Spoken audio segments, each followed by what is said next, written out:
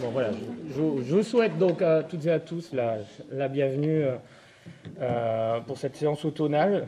Alors, il y en aura sans doute une deuxième au mois d'octobre et je ne suis pas capable de dire encore à cette date si on en fera une troisième avant la fin de l'année, comme il est de tradition au mois de décembre. Malheureusement, je vous reçois de nouveau en mode Covid, avec justement les inconvénients que ça génère, et notamment la buée parfois dans les lunettes. On s'en accommodera une fois de plus. Donc on est en visio, sans public. Et puis on va apprendre à se débrouiller encore, je pense, quelques temps comme ça. Toujours est-il que, bon, je vous souhaite la bienvenue pour ce qui est d'abord une séance de travail. Hein. Alors c'est vrai que les fêtes, les manifestations par nos associations le week-end sont sans doute beaucoup plus impactées par le Covid que nous au sein de cette instance où, dans le fond, ça ne nous empêche pas de se réunir, même si c'est en petit format et avec les mesures sanitaires qui s'imposent. Voilà. Toujours est-il que je vous propose donc de démarrer par l'appel, du coup, puisque j'ai nommé secrétaire de séance Linda, qui va donc procéder à l'appel des noms.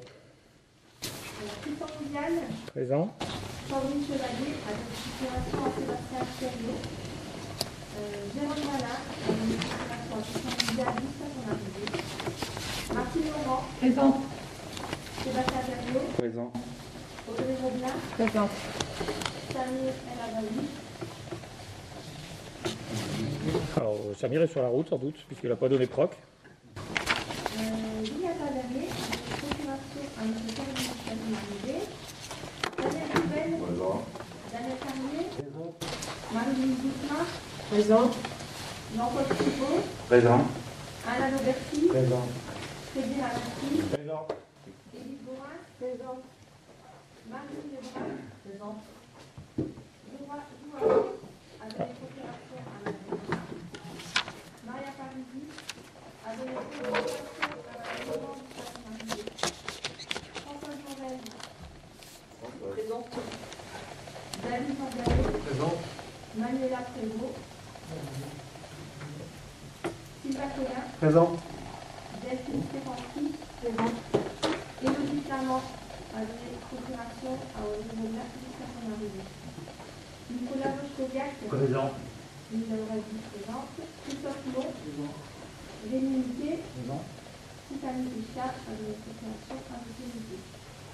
Voilà, merci Linda. Puis peut-être préciser que Françoise, qui est là pour l'instant, nous quittera et donc donnera à son départ procuration à Daniel Goubel.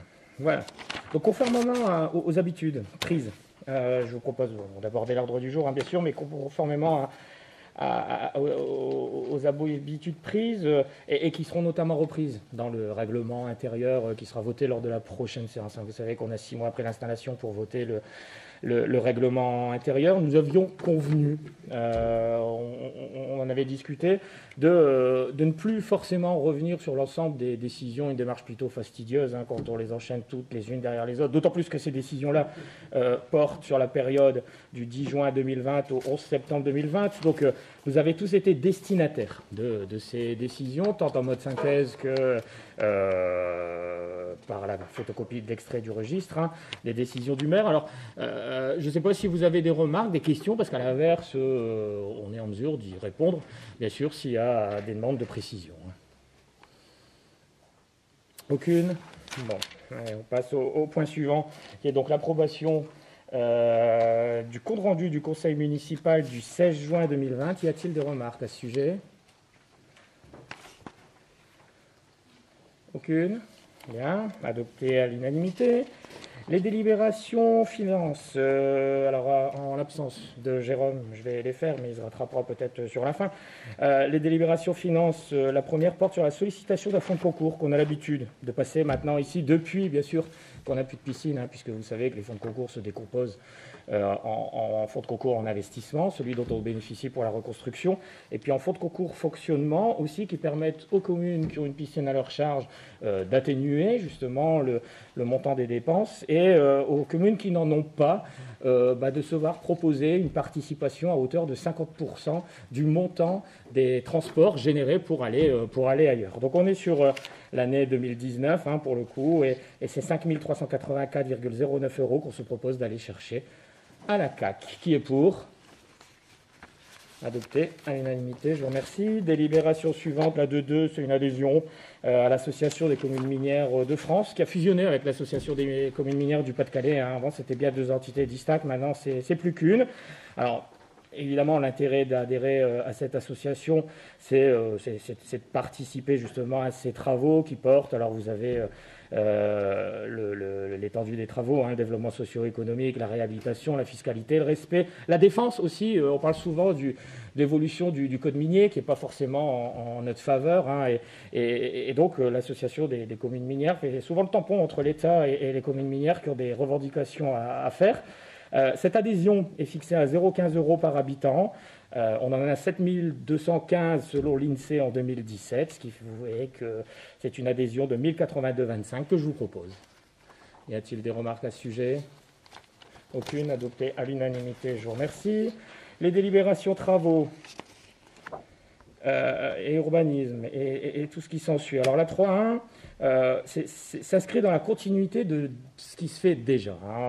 Ça fait bien longtemps qu'on passe. Alors ça fait d'abord bien longtemps que la DDTM s'est déchargée de l'accompagnement des communes sur l'instruction des autorisations d'urbanisme, enfin, et des permis de construire, des déclarations de travaux, bref, tous ces documents sur lesquels elle intervenait pendant longtemps. Et il s'avère qu'aujourd'hui, devant la charge de travail, devant la nécessité de faire face aussi aux évolutions réglementaires, législatives, il a tout le temps été convenu qu'on travaille avec une AMO qui nous accompagnait. Alors la loi évoluant, c'est la loi Allure, je pense, qui a évolué. Elle nous demande de formaliser ça. C'est pour ça que je disais qu'on travaille dans la continuité. Alors même si, bien sûr, on a tout le temps respecté les logiques de mise en concurrence, même si c'est tout le temps les mêmes qui ressortent.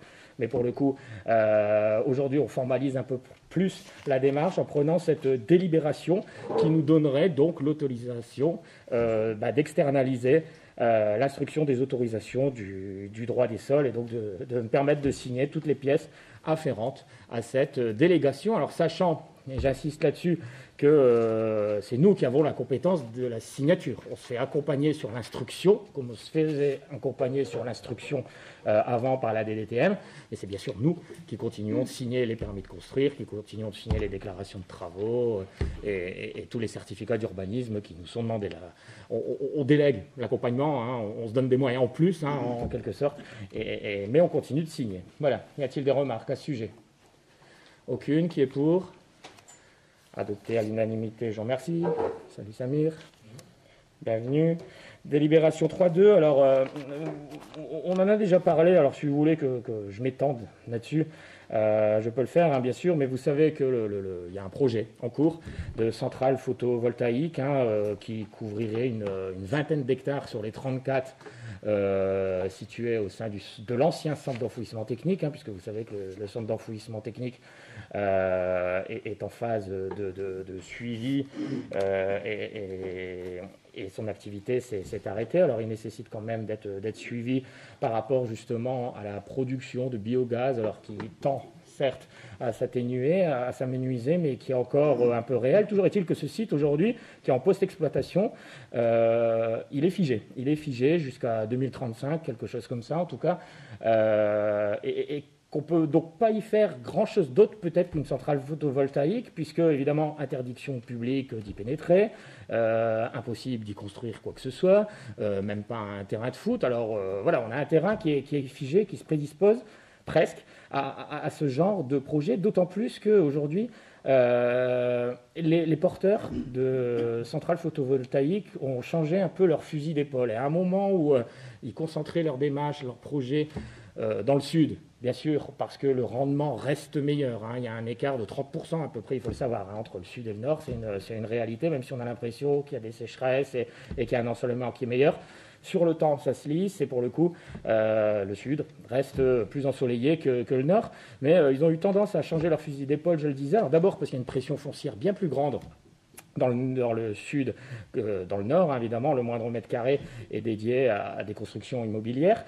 Et puis parce que aujourd'hui, avec un rendement quand même amélioré des panneaux, et puis surtout une façon d'instruire les dossiers différente de la part de l'État, avec notamment des primes qui peuvent être attribuées. Alors, quand je parle de primes, c'est des bonus, hein, bien sûr, c'est pas de l'argent, mais c'est des bonus qui peuvent être attribués dans l'instruction des dossiers, puisque c'est l'État qui, en définitive, jugera de la faisabilité du dossier, ou en tout cas conditionnera la faisabilité du dossier à travers un prix de sortie de l'électricité que le porteur du projet sera chargé de revendre. Et ce prix de sortie, vous avez bien compris, soit il rentre dans les clous et il rend le projet faisable pour l'industriel qu'est la Générale du Solaire, soit il est en deçà de ce qu'espérait la Générale du Solaire, et puis du coup le projet n'est pas économiquement viable. Donc vous comprenez bien que c'est l'État qui décide au bout du bout de l'ensemble des démarches qui sont en cours. Le projet suit sa route, hein. On est en pleine enquête publique dans le cadre de l'instruction du permis de construire. Et puis pour toutes les raisons que j'ai déjà eu l'occasion d'évoquer, une friche, un modèle de développement non durable, hein, dans le fond, puisque c'était une décharge à ciel ouvert avant de devenir un centre d'enfouissement technique réglementé. Donc une friche qui passe d'un modèle, cette fois-ci, de développement durable, puisque ce serait sans doute la plus grosse pour l'instant, centrale photovoltaïque de l'arrondissement Lens qui sera aménagée à cet endroit-là. Notre contribution aux énergies renouvelables, l'attractivité du site, on ne peut rien y faire d'autre. Enfin voilà, pour toutes ces raisons-là, évidemment, moi je suis un fervent défenseur de ce projet. Alors je ne sais pas si vous avez des questions à ce sujet. Je peux bien sûr y répondre, que ce soit sur la puissance, que ce soit sur la surface, que ce soit sur les éventuelles nuisances, parce qu'on s'est rendu compte dans le cadre de l'enquête publique qu'il y a très peu de nuisances en fait, hein, évidemment. On peut pointer du doigt n'importe quel projet. Pour le coup, même le reflet du soleil n'est pas une nuisance sur les panneaux photovoltaïques, puisqu'il y a un anti-reflet qui est mis, puis c'est des panneaux qui sont inclinés de 10-15%. Donc vous imaginez un peu ce que ça peut susciter, si ça devait en susciter un, de reflets pour les habitations voisines, qui l'auront très bien pris. Bien sûr, elles préfèrent avoir des panneaux photovoltaïques derrière chez elles qu'autre chose, hein. Donc voilà, il y a très peu de remarques négatives pour l'instant dans le cadre de cette enquête publique. Toujours est-il qu'on se doit, nous aussi, de donner un avis. Alors, je vous le proposerai après avoir répondu à vos questions, s'il y en a. Il n'y en a aucune. Donc, je vous propose de donner un avis positif à ce projet. Favorable, plutôt positif. Voilà, il est au moins adopté à l'unanimité par le conseil municipal, mais comme par l'ensemble des Leforestois, j'ai eu l'occasion de le présenter à Leforest Environnement, qui adhère bien sûr au projet. Puis je vous dis, il n'y a pas de place en fait pour les négatifs, hein, et pour les arguments contraires, puisqu'il n'y en a pas. Alors, même le démantèlement à l'issue, parce qu'on parle de 20, 25 ans, 30 ans de fonctionnement et donc de recul, hein, même le démantèlement, alors évidemment, on se donnera rendez-vous dans 30 ans pour le vérifier. Mais ils annoncent 90% de possibilités de recyclage, de 90 à 99% de recyclage des panneaux. Bon, c'est une autre histoire, on verra bien ça d'ici 20-25 ans si le projet se fait. Alors sachant, peut-être dernière info, qu'il faut absolument qu'on le présente à la commission de régulation de l'énergie, cette fameuse instance de l'État, hein, dont je vous parlais tout à l'heure, qui va déterminer le prix de sortie du projet en tenant compte du fait qu'il soit sur une friche dans le Nord et que ça peut être très attractif de contribuer au panel d'énergie renouvelable, et que donc la Creux va changer sans doute son mode d'instruire après la dernière commission qui a lieu au mois de novembre. Donc il ne faut surtout pas rater la commission du mois de novembre, hein. On se souvient d'une première tentative qui avait été plombée en 2010 par un fameux moratoire du photovoltaïque qui avait non seulement plombé des projets de cette ampleur, mais également des projets portés par des individuels, hein, à travers la tarification, hein, notamment les crédits dépôt, etc. Et ce moratoire avait carrément démotivé les porteurs de projets individuels qui mettaient beaucoup de panneaux sur leur toiture à l'époque, hein, donc je parle de 2010. Donc il ne s'agit pas de rater cette échéance-là du mois de novembre, parce qu'on ne sait pas quels seront les modes d'instruction. On rentre sur un autre plan pluriannuel avec sans doute d'autres modes d'instruction, d'autres échéances, d'autres urgences, une autre façon de voir les choses. Donc là, on est sur un plan pluriannuel dont la dernière commission se fait au mois de novembre. Donc on va essayer de ne pas la rater, donc il faut travailler bien vite. Et on aura une réponse courant décembre, janvier, février sur la possibilité de donner le premier coup de pioche. Voilà, pour ce site. Délibération 3.3. Civom des communes de Dourges, Général-Malmaison, Noël-Godeau, Courcelles-les-Lances et Le Forêt. Désignation d'un délégué suppléant. Ce Civom, vous le connaissez. On parlait urbanisme tout à l'heure, document d'urbanisme. Le plus en est un autre. Et il est géré, note plus, par un Civom qui regroupe plusieurs communes. Ça présente l'intérêt d'avoir une vision intercommunale, si tant est qu'on puisse l'avoir, au niveau du plus. Et lors du deuxième conseil, pas celui forcément d'installation, mais le deuxième, nous avions désigné un délégué en la personne de David Morgano, qui ne peut pas être délégué puisqu'il est agent de la ville de Noyelles-Godeau. Alors, on n'avait pas forcément perçu les choses comme ça. On nous a expliqué au niveau de l'État que c'est parce que c'est un syndicat fermé. Alors, me demandez pas pourquoi, parce que c'est un syndicat fermé, ça ne fonctionne pas et que dans d'autres instances, ça fonctionne. Toujours est-il que là, parce que c'est un syndicat mixte fermé qui ne réunit que des communes, ou alors ça peut être logique, hein, enfin chacun en fait son interprétation, mais on ne peut pas y mettre comme représentant de la ville un salarié d'une autre ville, un agent d'une autre ville, puisque David travaille à la mairie de Noël-Godeau. Donc il y a 2 candidatures qui m'ont été proposées, celle de Julien et celle de Daniel. Bon, on en a discuté, Daniel est prêt à y aller sans souci. Donc je vous propose la candidature de Daniel Carlier, qui est pour adopter à l'unanimité. Je vous remercie.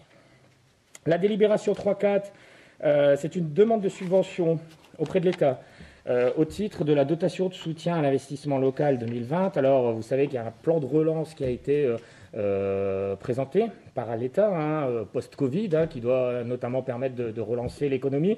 Et ce plan de relance se traduit évidemment par différentes aides, dont une enveloppe au titre de la TSIL qui est proposée donc aux collectivités.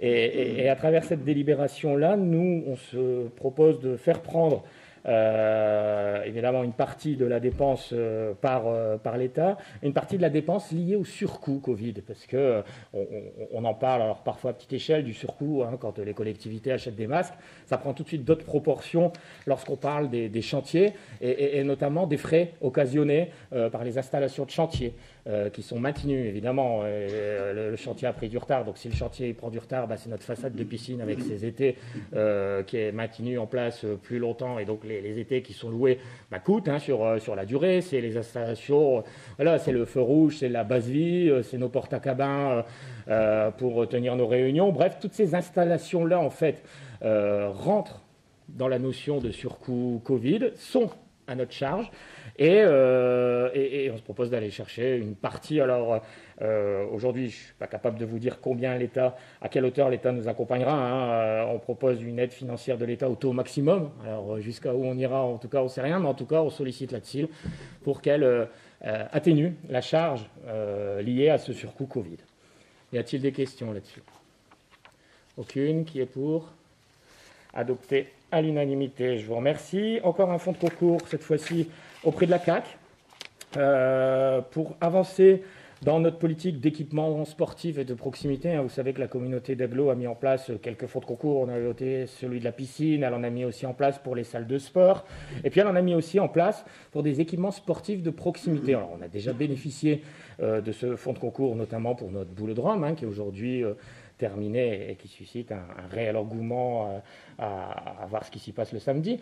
Et donc on se propose d'aller, alors vous vous souvenez que le projet du boulodrome en fait s'articulait avec, alors on ne sait pas comment on l'appelait, pump track,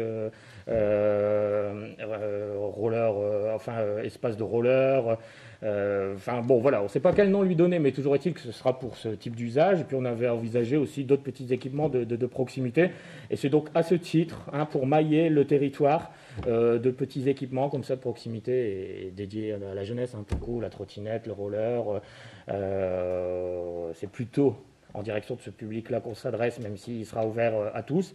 Un équipement qui aujourd'hui est estimé à 100 000 € hors taxe, Ce sont donc alors sur la base de 50% du reste à charge. Donc il y a plusieurs subventions qui ont été mobilisées à ce titre aussi, du CNDS, du Conseil départemental. Donc on fera bien sûr les comptes, c'est pour ça que vous n'avez pas un montant estimé de l'aide de la CAC, mais c'est sur la base du reste à charge pris à 50% par la CAC qu'on se propose d'être accompagné. Donc, on a un équipement à 100 000 euros, on a du CNDS, on a du département déjà qui accompagne, on fait la soustraction, on voit ce qui nous reste à charge, on demande 50% à la CAC là-dessus, dans la limite des 80%, bien sûr, puisque vous savez qu'on ne peut pas dépasser un taux de subvention de 80%. Voilà, y a-t-il des remarques? Aucune qui est pour? Adopté à l'unanimité, je vous remercie. La délibération 3.6, sollicitation, alors là aussi, de plusieurs partenaires financiers pour la rue Kléber, qui est en cours d'études pour l'instant, mais qui a fait valoir, dans le cadre justement de ces études, un montant estimatif des travaux en termes d'éclairage public à hauteur de 56 817,90 et en termes d'enfouissement, puisqu'on est parti pour réaliser un projet global, donc réfection bien sûr des enrobés, réfection de l'éclairage public, enfouissement, alors sur le même principe que Basely et sur le même principe que d'autres projets avant.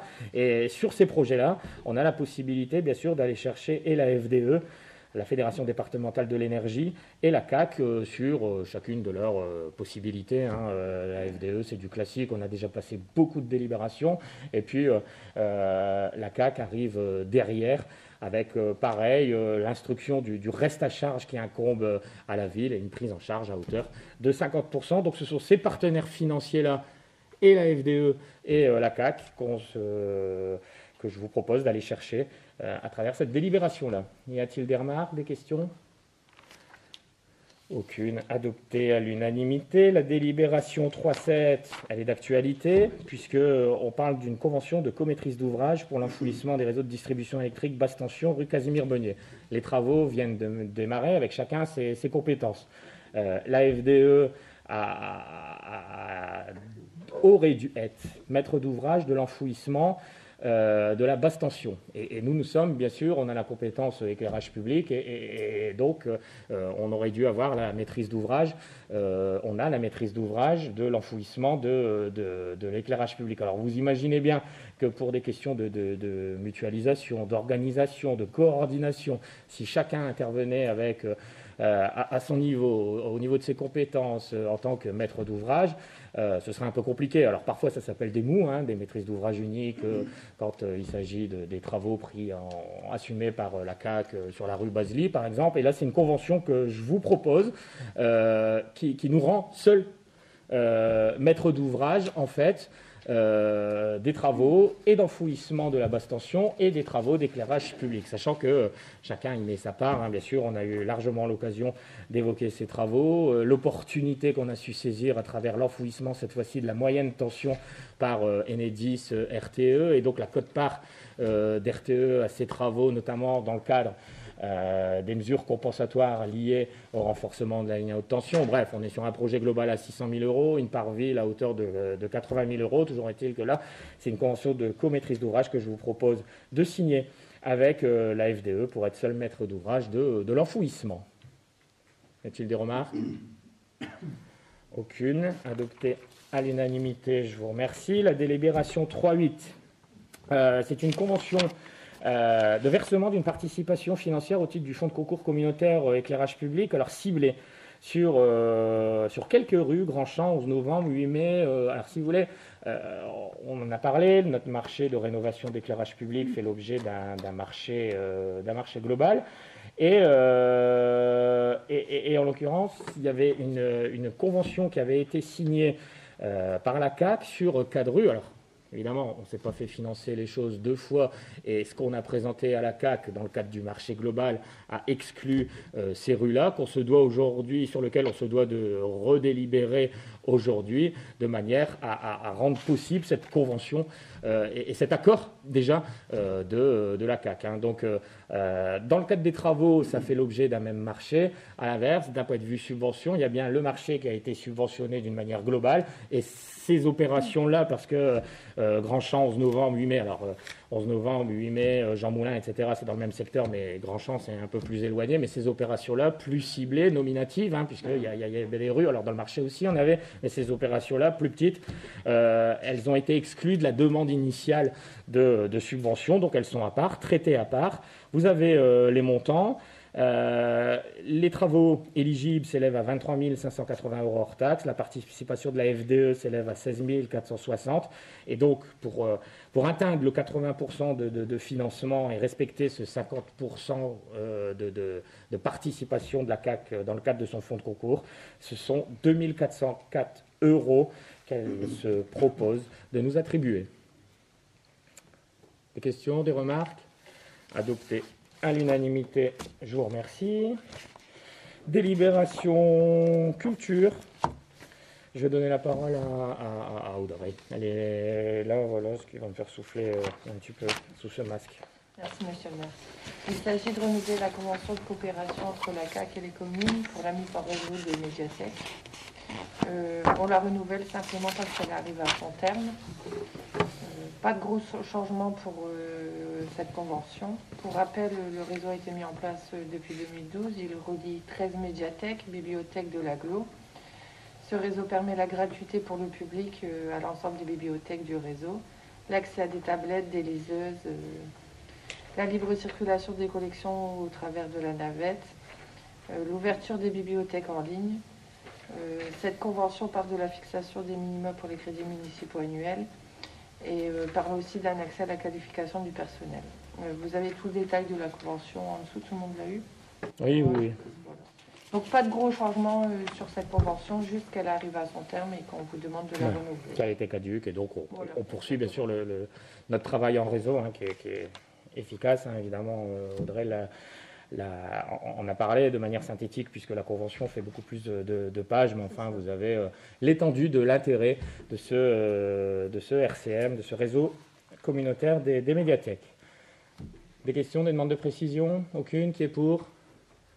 Adopté à l'unanimité, je vous remercie. Alors la délibération 5.1, ça devait être Jérôme qui devait la faire, mais il n'aura sans doute pas le temps de nous rejoindre, donc c'est moi qui vais vous la présenter.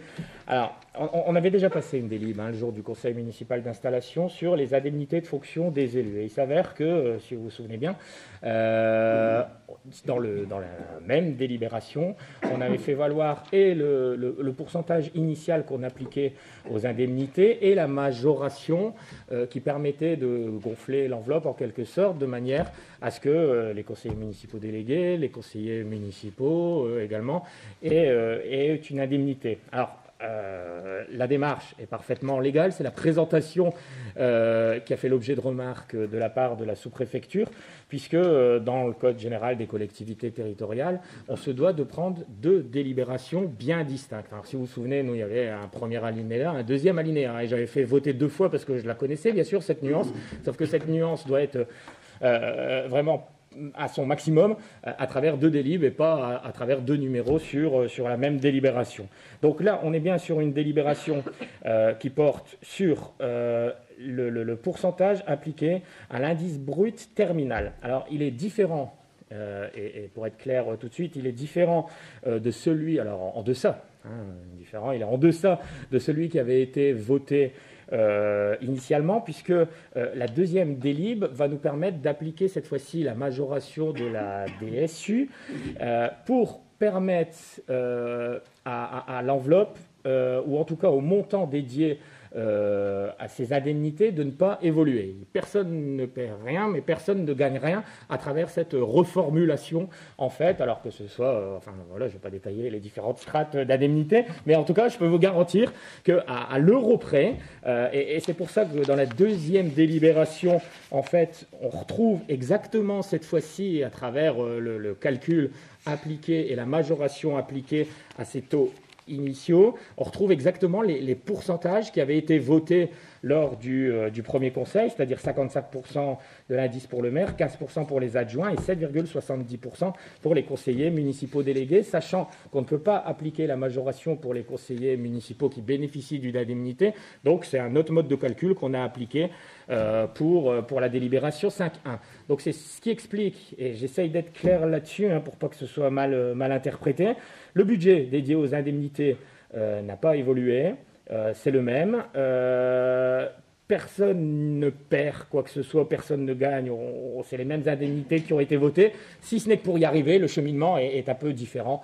Vous l'avez compris. D'abord parce qu'il y a 2 délibres, et puis après parce que le mode de calcul diffère. C'est pas la majoration cantonale qu'on applique, mais la majoration DSU. Et les taux initiaux ont donc été revus à la baisse, puisque la majoration DSU nous aurait sinon fait dépasser le budget initial. Alors on aura été dans le cadre de la loi, mais en tout cas c'était un souhait, alors j'espère que c'est un souhait d'ailleurs de votre part, de ne pas dépasser le budget initial alloué, alors qu'on aurait pu très bien le faire, mais ça aurait peut-être été malvenu. Enfin ça c'est un autre débat, puisque dans tous les cas on ne l'a pas fait. Voilà. Y a-t-il des remarques à ce sujet? Des questions, des demandes de précision? J'étais clair à peu près. Bon, alors peut-être on va d'abord voter pour la 5.1, puis derrière pour la 5.2. Mais voilà, qui est pour la 5.1? Adopté à l'unanimité. Qui est pour la 5.2? Adopté à l'unanimité. Je vous remercie. Et puis enfin, la dernière délibération. Alors, ce n'est pas une délibération, c'est un rapport, une information au conseil municipal que je me dois de vous faire sur... alors, le rapport d'activité vous a été transmis. L'activité de la CAC, évidemment, alors à travers ses compétences, je ne vais pas dire régaliennes, puisque ce n'est pas de ça dont il s'agit, mais en tout cas ses compétences d'origine, puisque la CAC est dans la continuité d'un district créé en 71, sur lequel on s'appuyait d'abord pour des compétences telles que l'assainissement et les déchets. Puis après, il y a d'autres compétences qui sont venues se greffer.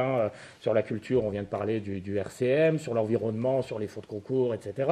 Donc c'est tout l'étendue du travail de la CAC qui est valorisé à travers ce rapport d'activité des services. Alors, je ne sais pas si vous avez là aussi des questions particulières. Il a le mérite d'être plutôt clair, puisque les domaines de compétences sont très visibles, et après, quand on veut rentrer dans le détail des chiffres, dans le détail du texte, bon, c'est un effort supplémentaire que ça suscite, mais au moins on voit que la CAC intervient à habitat, culture, territoire de projet. Bon, je ne vais pas vous lire le rapport, je suis persuadé que vous l'avez lu de votre côté. Donc voilà, je me devais d'en faire l'information. Ça ne se vote pas, mais ça doit être présenté en conseil municipal. Écoutez, on est arrivé au bout de l'ordre du jour. Françoise, tu n'as pas eu le temps de partir, donc tu peux rester. Jérôme n'a pas eu le temps d'arriver. Donc je tiens à vous remercier pour votre attention, sachant qu'il y aura donc une séance du conseil municipal le 27 octobre de mémoire, avec notamment le règlement intérieur qu'on a évoqué tout à l'heure, et puis bien sûr d'autres points tout aussi intéressants à l'ordre du jour. Voilà, je vous remercie de votre attention, de votre participation. Bonne soirée à toutes et à tous.